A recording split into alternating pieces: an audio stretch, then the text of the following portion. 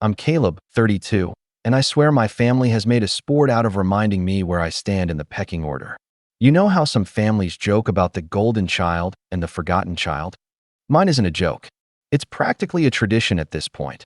My brother Ethan is the star quarterback of their lives, and well, I'm the guy they call when they need their Wi-Fi fixed. Last Christmas should have been my first clue that things were only getting worse. My wife and I had spent weeks saving up to get decent gifts for everyone, even though we're not exactly swimming in cash. She crocheted matching scarves for my mom and dad. I found this rare vinyl record my dad had been hunting for since the 80s, and we got my brother's kids a Lego set they'd been begging for all year. The living room smelled like cinnamon and pine when we walked in, arms loaded with bags, feeling proud that we'd made it work on our budget. But when it came time to exchange gifts, my mom cleared her throat and said, "Caleb, honey, I'm so sorry. We couldn't afford gifts for your kids this year." She said it so softly, like she was announcing a tragedy.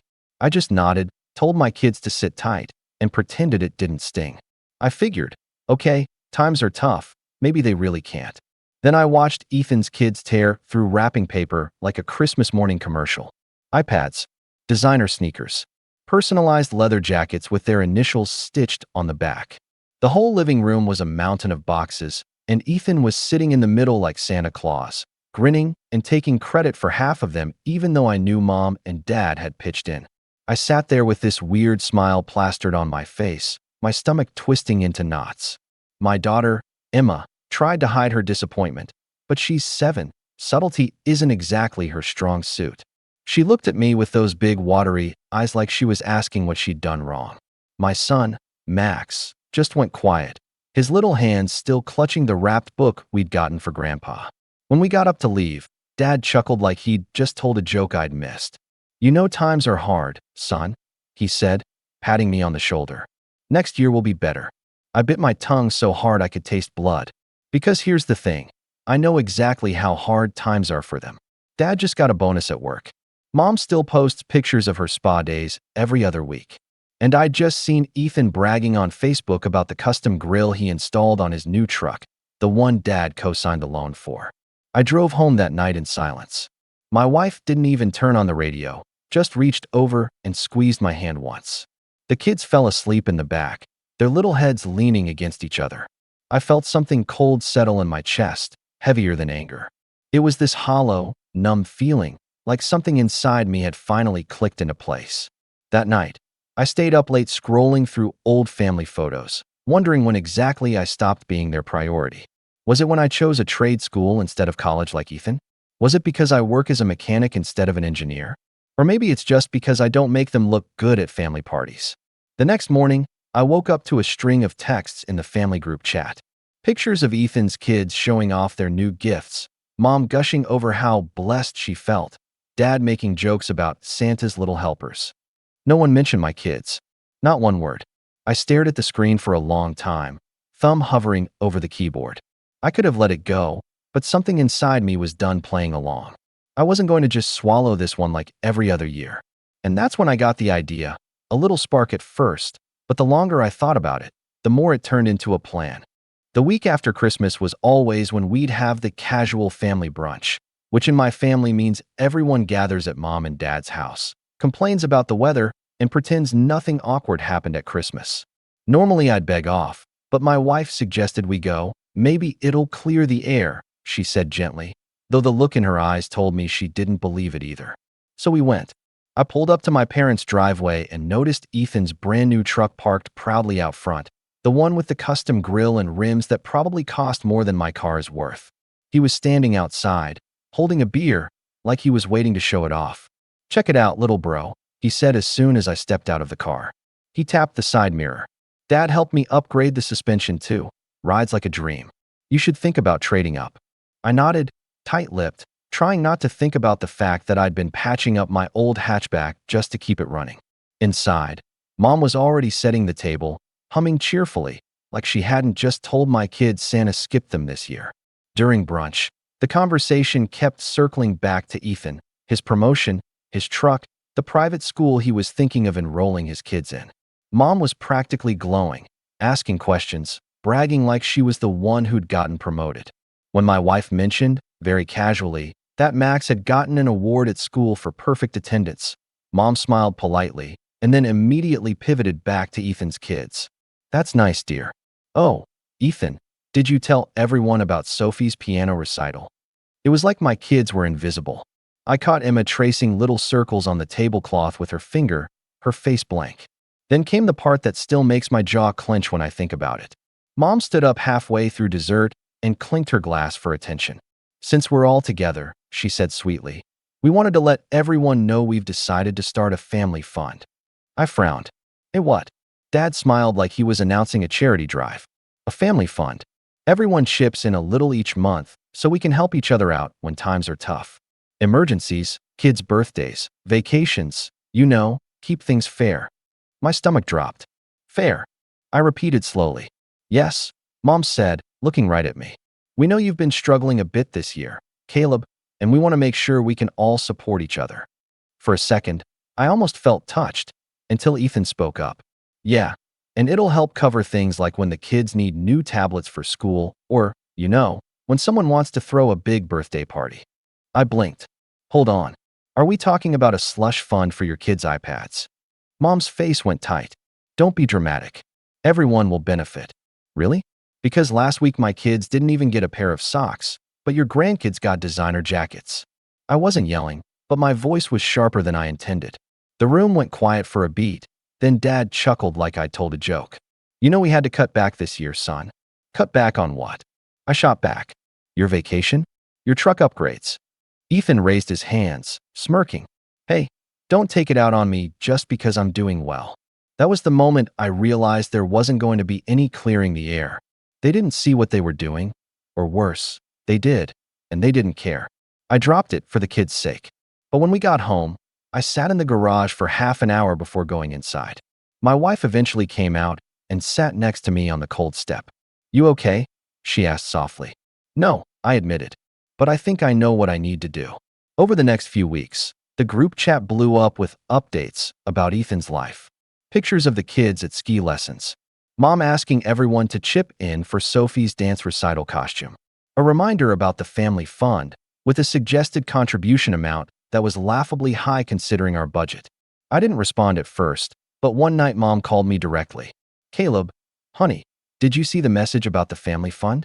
We really need to get this rolling. Your brother already contributed. Of course he did, I muttered. Mom sighed. We just want everyone to have equal opportunities. You don't want your kids to feel left out, do you? I actually laughed at that. A short, humorless sound. They already are left out, Mom. You made sure of that at Christmas. She was quiet for a moment. Don't be cruel, Caleb. You know we love your kids. We're just trying to. To what? Keep Ethan on a pedestal? Make sure he never has to pay for anything by himself. Her voice turned sharp. Watch your tone. We're doing what's best for the family. I hung up before I said something I'd regret. But my hands were shaking, and I realized this wasn't just favoritism anymore. This was manipulation. They weren't just ignoring my kids. They were trying to make me bankroll Ethan's life. A few days later, Dad sent me a message that made my blood boil. Hey son, just a reminder about the fund. We figured since Ethan's kids have some big expenses coming up, you could double your first month's contribution. You don't want them to miss out, right? I stared at the screen, feeling that cold, hollow click again, like the night of Christmas. No, I wasn't going to be guilt-tripped into paying for their kids' iPads while mine were being ignored. And that's when the idea that had been smoldering in the back of my mind flared up again. Bigger, sharper, more focused this time. I didn't just want to opt out. I wanted them to feel what we felt. A few weeks later, I got a text from Mom that simply said, family dinner. This Saturday. Everyone's coming. No explanation, no context. Just an expectation. I almost didn't go. Part of me wanted to stay home, order takeout, and watch a movie with the kids. But my wife convinced me. If you skip, they'll just say you're being dramatic. So we went. When we got there, the house was buzzing. The table was set like a holiday feast, way fancier than usual. Candles, real china, the works. I was confused until I walked into the living room and saw a massive stack of wrapped boxes against the wall. What's all this? I asked slowly. Mom beamed. Oh, we wanted to do a little something special for the grandkids. Make up for Christmas. I felt a cautious spark of hope. Maybe, just maybe, they had actually listened. Maybe this was their way of apologizing for leaving my kids out. Then I saw Ethan's kids come barreling into the room, screaming with excitement. Is it time? Can we open them now? Mom clapped her hands. Go ahead. Paper flew everywhere. Shiny new headphones. Name brand clothes. A freaking Nintendo Switch. I glanced at my kids. Emma's face lit up for a split second, like she thought this was for them too. She sat on her knees, waiting, patient. Then I realized there were no presents for my kids. Not a single box with their name on it. Where are? I started, my voice tight. Mom must have read my mind. She smiled sympathetically. Oh, sweetheart, we figured we'd wait to get something for your two until the family fund is set up. We don't want them to feel shortchanged if we can't match what Ethan's kids get. I just stared at her. So you gave Ethan's kids everything now, and mine get to wait? Dad chimed in like this was some perfectly reasonable solution. Exactly. That way we can make sure it's all fair. I laughed. I couldn't help it. This bitter, disbelieving laugh that made everyone turn to look at me. Fair? You call this fair? Ethan raised an eyebrow. Come on, Caleb. They're just gifts. Don't make it a big deal. But it was a big deal. Emma's face crumpled. She didn't cry, not in front of everyone, but I saw her little shoulders slump as she slipped off the couch and went to sit by the window. Max sat there stone-faced, gripping the edge of his chair so hard his knuckles turned white. My wife caught my eye, her jaw set, but she didn't say anything. She knew this was my moment. I stood up slowly. We're leaving. Mom blinked. Don't be ridiculous. Dinner's almost ready. No, I said louder this time. We're leaving. Right now. I gathered the kids, ignoring Ethan's little chuckle behind me, and walked them out to the car. My wife followed silently. The entire drive home, nobody spoke. It wasn't until we got back to the house and the kids were in bed that I finally let the anger boil over. I'm done, I said, pacing the kitchen. I am so completely done with this. They didn't just forget this time, they planned it. They invited us over to watch our kids sit empty-handed while Ethan's got everything. My wife nodded grimly. I know, and they expected you to smile through it. I sat down hard at the table, running a hand through my hair. I've been swallowing this for years. The little digs. The favoritism. The way they treat Ethan like he can do no wrong. But tonight, I broke off, shaking my head. Tonight was different. She leaned forward, her voice calm but firm. Then stop letting them do it. Stop showing up for them when they won't show up for you. Her words stuck with me. The next morning, I woke up to 3 missed calls from Mom, 1 from Dad, and a cheerful text from Ethan. Sorry if we made things awkward last night. Mom said you overreacted, but don't take it personally. The kids were thrilled. I stared at the message until my phone dimmed and locked. And then came the final straw. 2 days later, while I was at work, my phone buzzed with a notification from the family group chat. It was a picture of a giant backyard party, balloons, banners, catering trays lined up on a table. Mom had captioned it, "Surprise party for Sophie. Couldn't wait. She deserves this." I felt like someone had punched me in the gut. Sophie's party. The one they'd been talking about for weeks. The one they asked me to contribute to through the family fund. I hadn't sent them a dime, and they went ahead and threw the party anyway.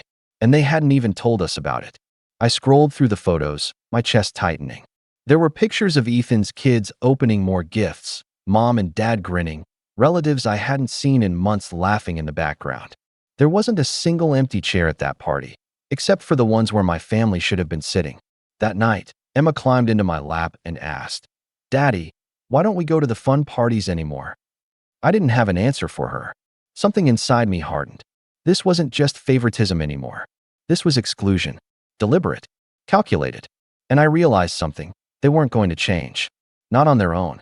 If I wanted my kids to stop being hurt, if I wanted to stop feeling like the forgotten son, I was going to have to do something drastic. Something they wouldn't be able to ignore. And that's when the plan really started to take shape.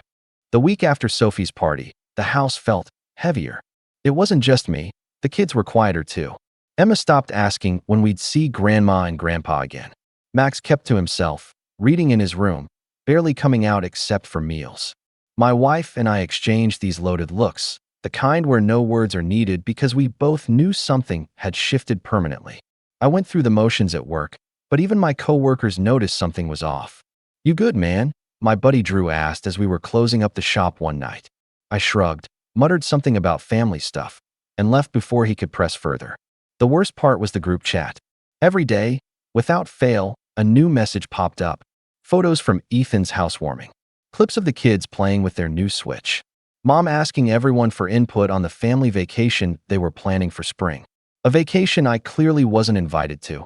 At least, not yet. Finally, I muted the chat. I didn't leave, not yet, but I couldn't stomach another cheery update while my kids sat at home wondering why they weren't included.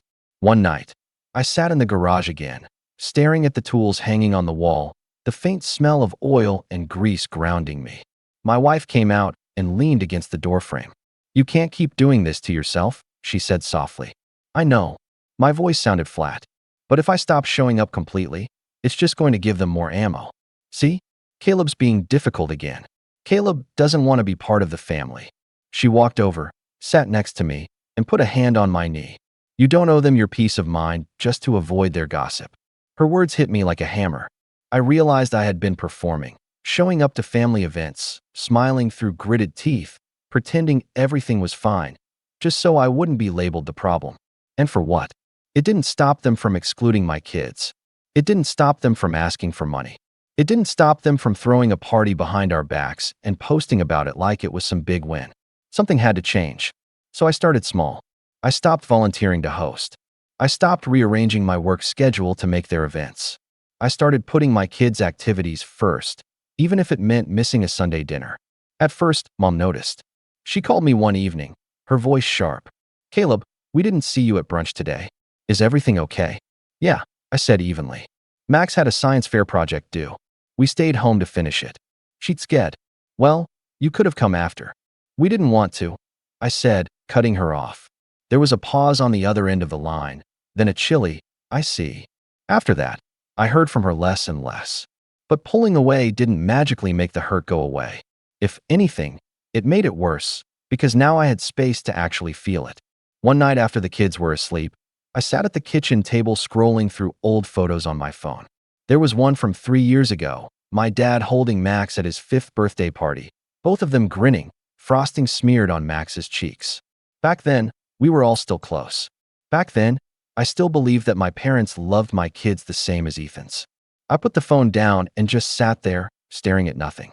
I realized I was mourning something that wasn't dead, not yet, but maybe it needed to be. That was the lowest point. The breaking point came a week later. It was a rainy Saturday morning when Dad called. I almost didn't answer, but something told me to pick up. "Hey, son," he said casually, like nothing had happened. "Listen, Ethan's truck payment came due a little earlier than he expected this month.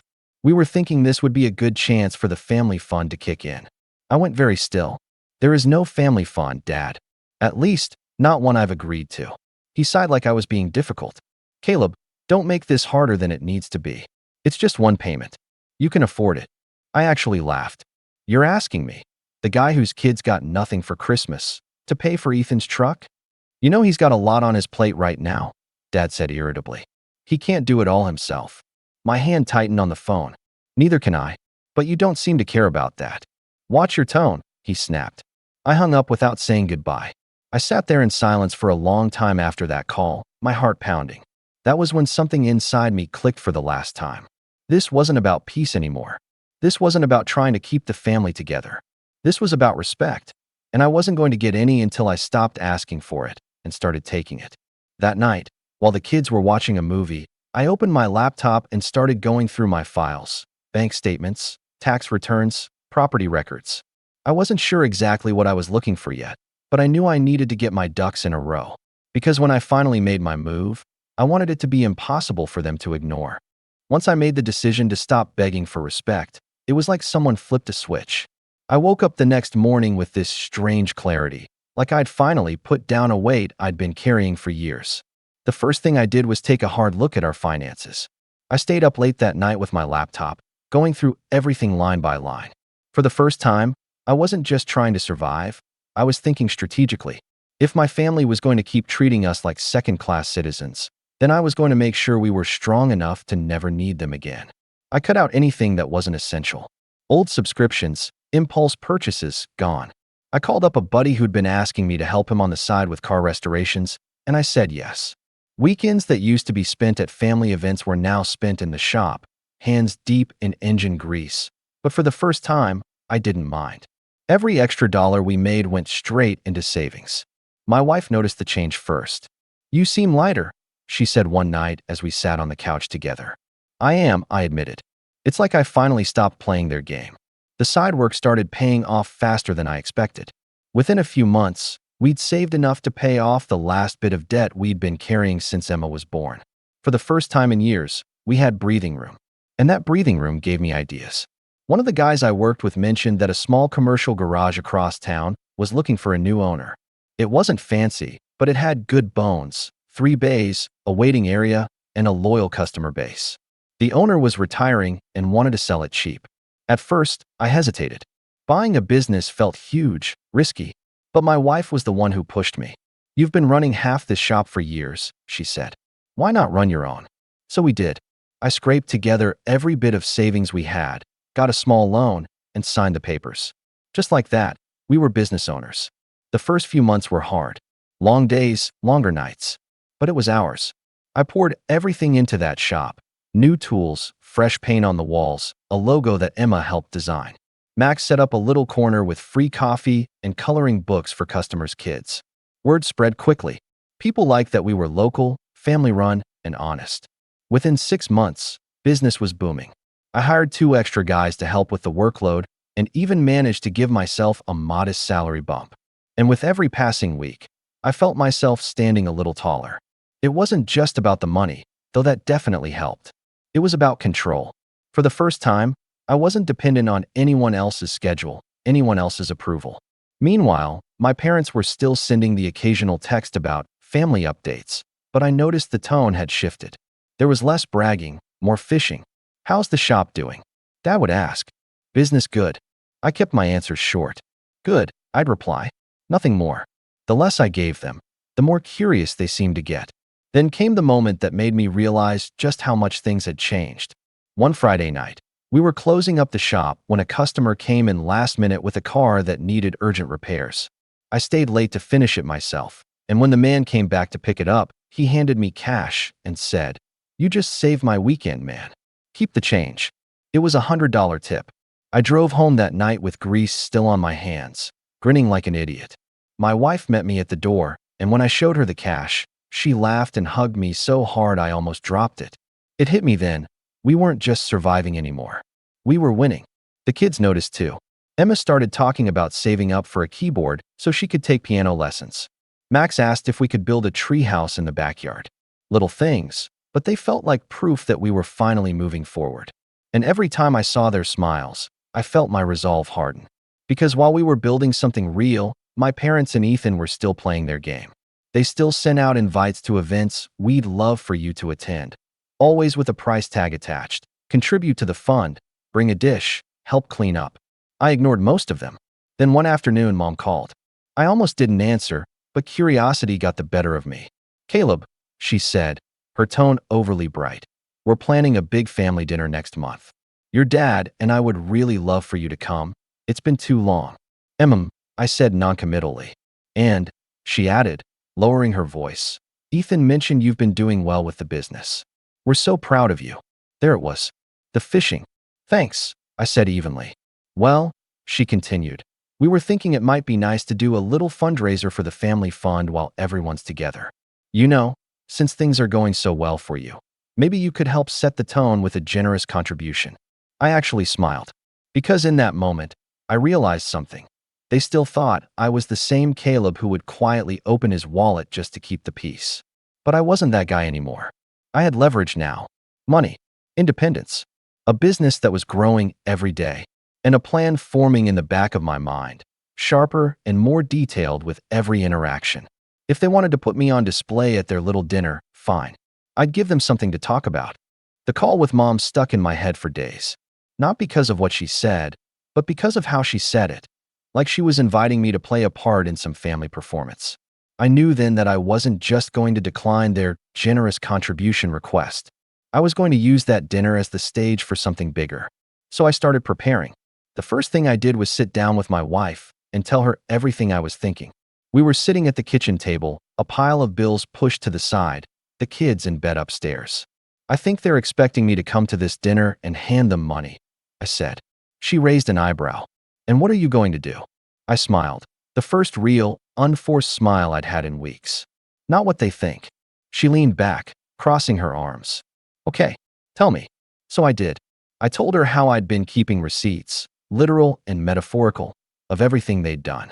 How I'd saved screenshots of texts, copied messages from the family chat, even kept the voicemail from Dad asking me to cover Ethan's truck payment. She nodded slowly.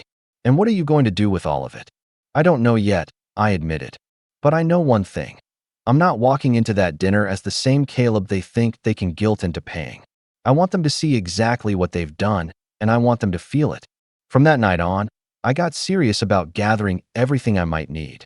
I went through years of messages, pulling out every example of favoritism, every don't tell Caleb slip up, every time they'd excluded my kids from something. I put them all in a folder on my laptop, organized by year. It was sobering, seeing it all laid out like that. This wasn't just a one-off bad Christmas or a single missed party. It was a pattern that stretched back years. The more I dug, the more I realized how deep it went.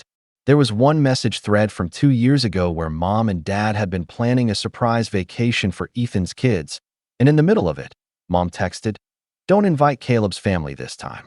He'll just complain about the cost." I stared at that one for a long time, feeling my jaw tighten. They hadn't just accidentally left us out. They had deliberately chosen to. That was when my plan shifted from quiet distancing to something more deliberate.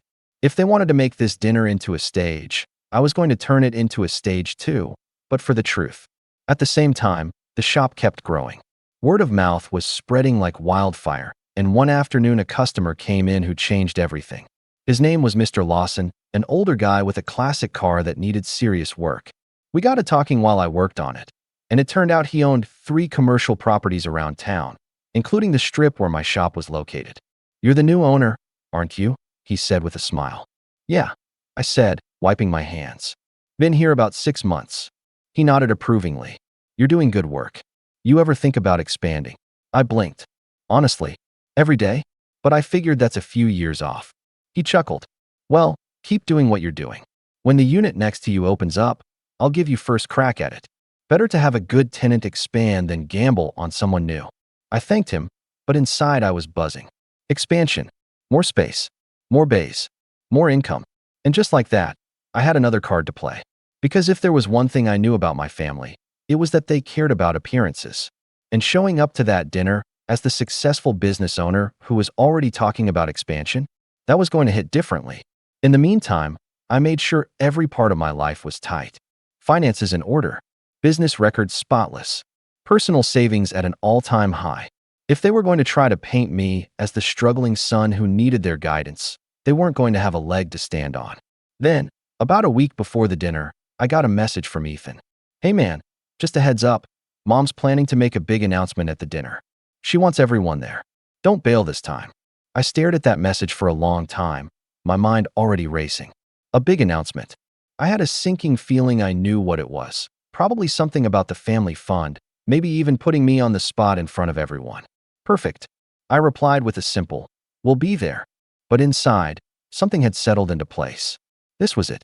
Everything I'd been feeling, all the frustration, all the anger, all the hurt, it was going to come to a head at that dinner. And for the first time, I wasn't dreading it. I was looking forward to it. I spent the next few days polishing up my evidence, printing out a few key messages, compiling screenshots into a neat little timeline. I didn't know exactly how I'd use them yet, but I knew I wanted to have them ready. I also made a few quiet calls, one to my accountant, one to a friend who did marketing work, and one to my buddy Drew from the shop. They didn't know all the details, but they knew enough to help me make sure everything about my business looked as professional as possible.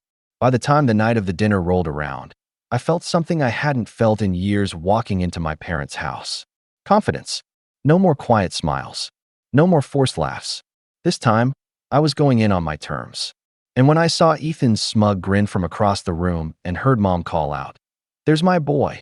We're so glad you made it," I just smiled back, because they had no idea what was coming.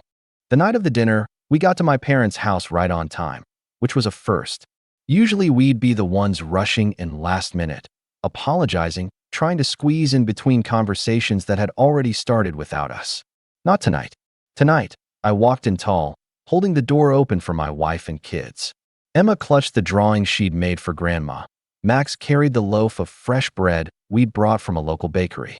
The first thing I noticed was how crowded the house was. Everyone was there: grandparents, cousins, aunts, uncles.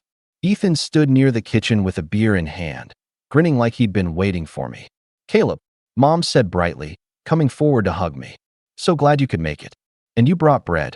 "Perfect. Wouldn't miss it," I said, my voice calm and steady. Dinner was loud, as usual, but this time I didn't shrink into the background. I asked my cousins about their jobs, laughed at my uncle's jokes, even told a few of my own. For once, I felt in control. But the real moment came after dessert. Mom clinked her glass, standing at the head of the table. "Everyone, if I could have your attention," she said with a smile. "We wanted to share something exciting with you tonight." I felt every eye turn toward her, and I knew this was it, the moment she'd been building toward. "As you all know, we've been talking about setting up a family fund," she continued. "And we think now is the perfect time to make it official. It's a way for us to support each other, to make sure the kids never go without, and to keep this family strong for generations to come." There were murmurs of approval around the table. Ethan stood up beside her, clapping his hands together. "And we're asking everyone to contribute. Whatever you can, of course, but we thought it might be nice if Caleb could kick things off. Set the tone for the rest of us." All eyes turned to me. In the past, I would have felt my stomach drop. I would have fumbled for my wallet, thrown in more than we could afford, and sat there red-faced while everyone clapped politely. Not tonight. Tonight, I smiled. "I'd be happy to kick things off," I said, pulling out the folder I'd brought with me. I placed it on the table in front of me and opened it slowly, letting the room quiet down. "But before we do that, I think it's important that we're all on the same page about what family support really means." There was a pause. "What do you mean?" Mom asked, her smile faltering slightly.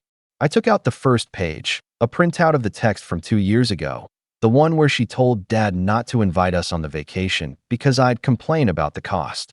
I read it out loud. The room went still. Then I took out another, the screenshot of the message asking me to double my family fund contribution because Ethan's kids had some big expenses coming up. And another, the photo of Sophie's surprise party that we hadn't been invited to. And another, Dad's voicemail asking me to cover Ethan's truck payment. Each one, I laid carefully on the table, my voice calm, and even as I explained exactly what it was and how it had made me and my kids feel. I didn't yell. I didn't cry.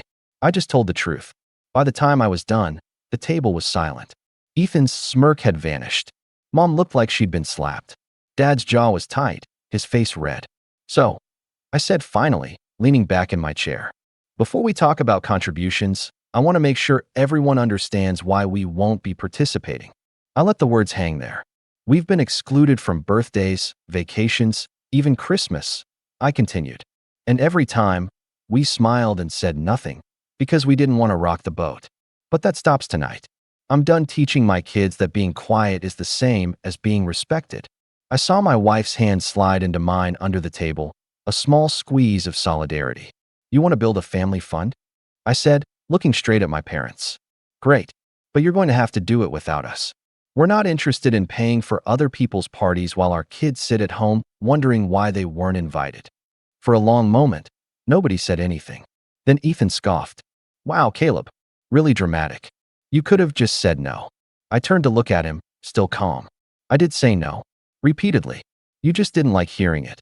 His face went red, but before he could say anything else, I reached into my folder one last time and pulled out a single sheet of paper, the business card my accountant had made me, listing me as owner and operator of my shop, with a little note about our upcoming expansion. "I don't need your money," I said, placing it gently on the table.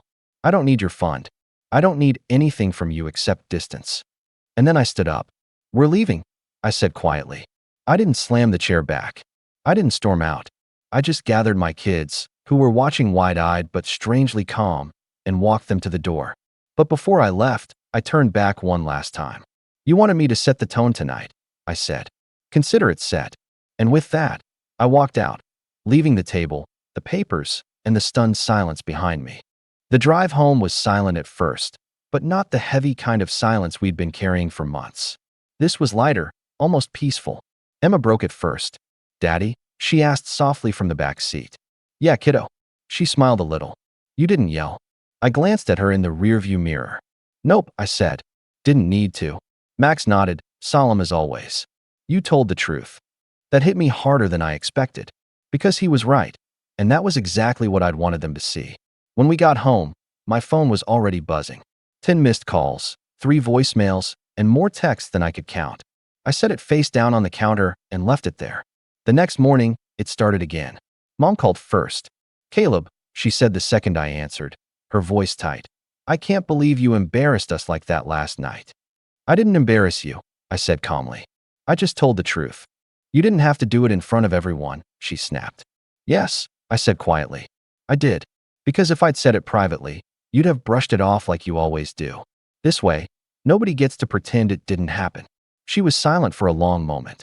Then, softly, you made your father very upset. Good, I said. Maybe now he'll think twice before asking me to pay for Ethan's truck. She gasped, scandalized. You're being cruel. No, I said. I'm being clear. And then I hung up.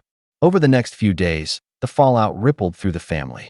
One aunt texted me privately to say she'd been biting her tongue for years, that she'd seen how my parents treated us and felt guilty for not speaking up sooner. A cousin called and apologized for never inviting my kids to their pool parties, saying she'd just gone along with whatever grandma planned. Even my grandparents, who rarely got involved, sent a card in the mail that simply read, "We're proud of you for standing up for your family." But the loudest reaction, of course, came from Ethan. He called 3 nights after the dinner, his voice tight with anger. You think you're some kind of hero, he sneered. You just made everything worse. Mom hasn't stopped crying since Saturday. Maybe she should think about why she's crying, I said evenly. This family was fine until you decided to make it about you, he shot back. I almost laughed. Ethan, this family has always been about you. I just finally said it out loud. He started to say something else, but I cut him off. Don't call me again unless it's to apologize, I said, and hung up. For the first time in years, the house felt calm. And then something happened that I hadn't expected. A few weeks later, Mom and Dad showed up at the shop. I was in the middle of an oil change when I saw their car pull into the lot. My stomach knotted for a moment, but then I stood up, wiped my hands, and walked out to meet them. Caleb, Dad said gruffly. Dad, I said, keeping my voice even. There was a long pause before Mom finally spoke. We didn't realize how bad it had gotten, she said softly. We thought you were okay with it. That you didn't mind. I raised an eyebrow. Didn't mind my kids being excluded? Didn't mind being asked to pay for things I wasn't even invited to? She flinched. No, I guess we didn't think about it like that. For the first time, I didn't rush to make her feel better. I meant what I said. I told them. I'm done pretending. I'm done letting my kids grow up thinking it's normal to be treated like they don't matter. If you want to be part of their lives, you can, but it has to be on equal terms. No more secret parties. No more special treatment for Ethan's kids. No more guilt trips. Dad shifted uncomfortably. And if we can't promise that, I shrugged, then you won't see us. It's that simple. We stood there for a long moment, the air heavy between us. Finally, Mom nodded slowly. We'll try, she said. It wasn't an apology, not really. But it was a start. They left a few minutes later, and I went back to work, my hands steady. That weekend, for the first time in months, my phone buzzed with a message in the family group chat from Mom. Dinner at our place Sunday, it read. Everyone invited. And this time, when we showed up, there were 4 gift bags by the door, 2 with Ethan's kids' names on them, and 2 with mine.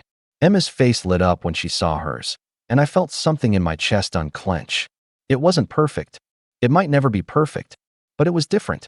And as I sat at the table that night, watching my kids laugh and eat and actually be included, I realized that this was the real revenge, not the silence I'd left them with, not the papers I'd put on the table, but the fact that they were finally treating my kids like they mattered. As we drove home, Emma leaned forward from the back seat and said, Daddy? Yeah, kiddo. She smiled. That was fun. And for the first time in a long time, I smiled back and meant it. Yeah, I said. It was. And just like that, I knew the game had changed for good.